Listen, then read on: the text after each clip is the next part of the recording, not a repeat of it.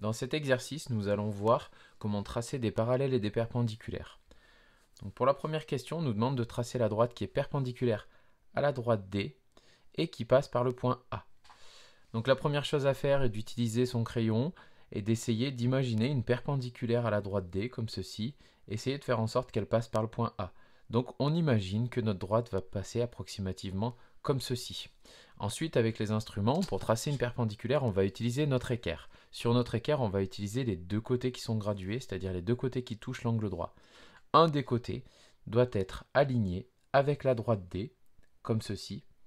Et ensuite, on fait en sorte que le deuxième côté touche le point A. Une fois qu'on est placé correctement, on trace ici la droite qui est perpendiculaire à la droite D et qui passe par le point A. On ne va pas jusqu'au bout de l'angle droit.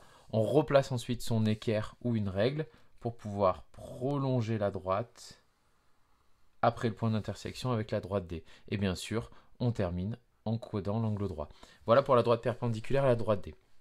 Pour tracer une droite parallèle à la droite D, on va utiliser deux instruments, l'équerre et la règle. Avant ça, on imagine une droite qui est parallèle à la droite D avec notre crayon et on essaye de faire en sorte de la faire passer par le point B. Donc on imagine que notre droite va passer quelque part comme ceci. Donc la première chose à faire est de placer notre équerre avec un des côtés de l'angle droit aligné sur la droite D, de placer ensuite notre règle qui va servir de rail conducteur sur l'autre côté gradué de notre équerre. Une fois que ceci est fait, la règle ne doit plus bouger et c'est l'équerre qui va coulisser le long de la règle jusqu'à ce que le côté passe par le point B.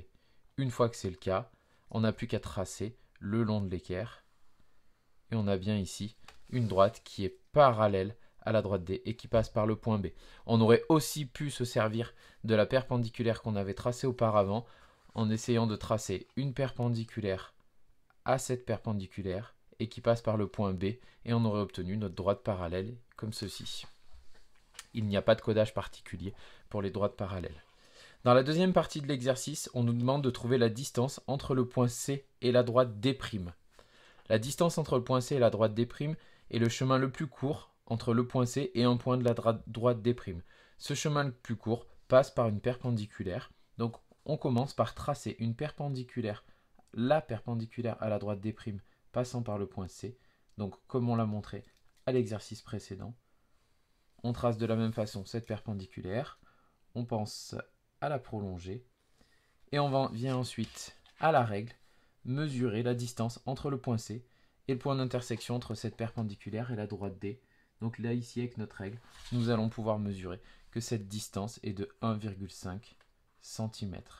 Voilà pour les techniques de tracé de parallèle et de perpendiculaire.